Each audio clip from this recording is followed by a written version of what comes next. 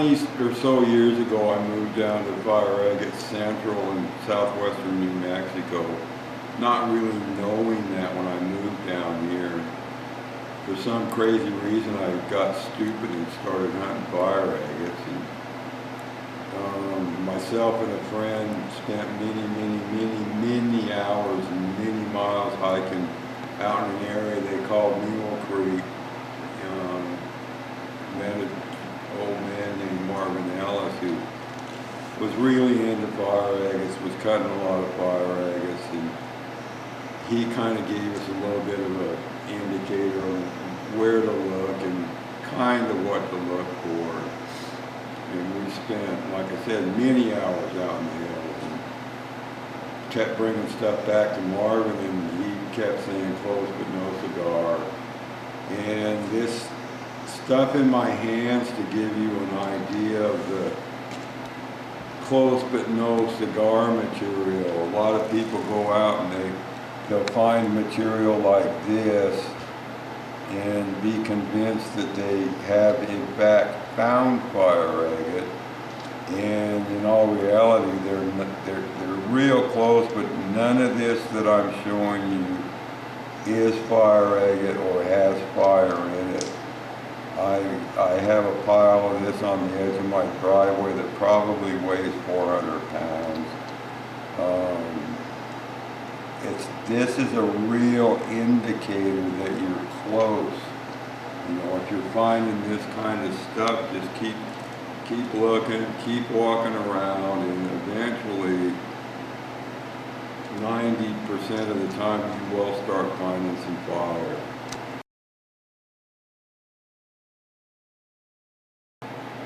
Okay, I'm going to try to give you a little bit of insight. If there's hardcore fire agate people out there that want to correct me a little bit, I don't have any problem with that.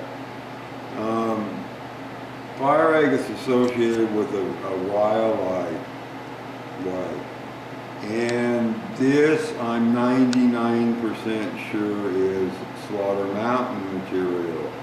If you'll notice right here, this is really pocky. It's a relatively soft rhyolite.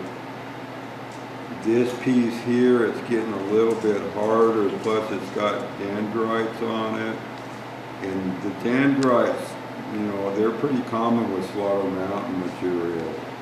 This piece had softer rhyolite on it, but it's off of the stone now. Here's probably tumbled. Again, more than likely Slaughter Mountain. And here's another piece of more than likely Slaughter Mountain. If you'll notice, the browns in here are incredibly deep and dark. That's a good indicator of strong potential that there's going to be fire in the stone. If this is light and see-through and kind of translucent, the best you're going to get out of something like that would be what's called ghost fire. Very thin layers, see-through. The interesting thing about Slaughter Mountain is it forms a lot different than the stuff in Mule Creek. It's got just a different formation. I'll show you some Mule Creek here in the next spot in the video. Anyway, that's a super indicator that you're on the right stuff. If you're digging in the dirt, is this decaying rhyolite, soft rhyolite, whatever. If you're in the right areas, you can take a screwdriver to this and get it to start falling apart.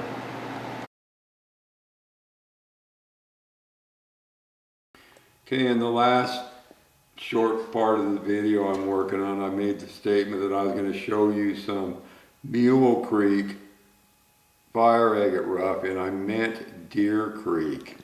And now I am going to show you some Deer Creek. Again, I'm 90% sure that all of this is Deer Creek, but I'm not going to say I'm 100% sure.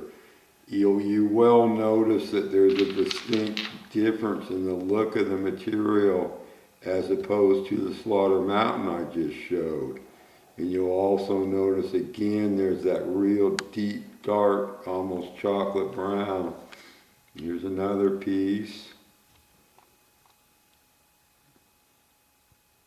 Again, if you look real good, there's only a little tiny area in this whole piece that has potential of being a fire agate, which is typical, which makes you nuts if you cut fire agate.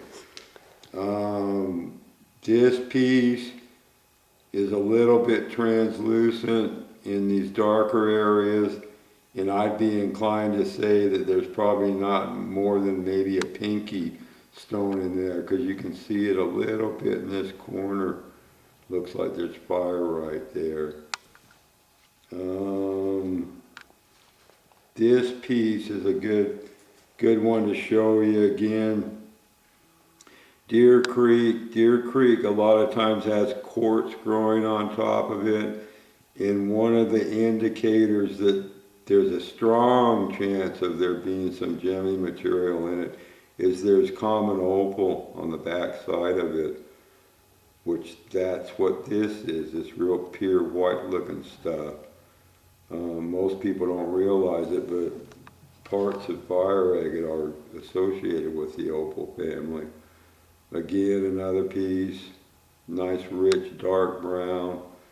I don't know if Greg can get this in the picture, but there's the curved layers in there. That's how fire agate lays out. It's kind of like an onion skin, and that's a pretty good visual showing the curvature of how it lays itself out. And here's a pretty good sized piece, but you know, more than likely on any of these, you know, pieces of fire agate, it's really rare that you'll get a full stone where, you know, it looks like there might be a stone coming all the way around on this one, but there's a chance that you're going to get a stone maybe 3/4 of an inch out of it. You just have to dive in and see what you can see. I'll see if I can scrounge up a few pieces of Mule Creek, thanks to my friend Greg, and then we will do some cobbing.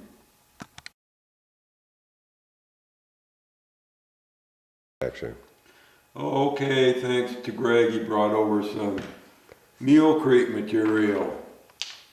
And you're going to notice again how much different this material looks to the other two locations we showed you. If you look at this, it just kind of looks like a bunch of ugly rocks. You know, it forms different over there. It's a lot like the Mexican material. Let me squirt this a little bit. And typically, it's little pieces. All of this is surface finds. We've yet to find a spot where we can actually dig it out. We know where there's one spot, but unfortunately it's now on some private land that we just don't want to bother the people. It used to be on land of somebody I knew and they didn't care if we were down there, but now it's owned by some other people. But all of this is just found hiking around out there in the areas where we know to hike, and you just find it on the surface. Hopefully a little bit of this color will show. I've got a real nice one here. Oh, here it is. I think Greg found this first time we went out, maybe not, but that one's got some real nice color, and that's as found. Just a little bit of brush work with some diamond paste, and that's as found, and he just left it as this kind of ugly piece of rock with that real cool spot on it. I personally have yet to find anything that seems real viable for a real nice gem.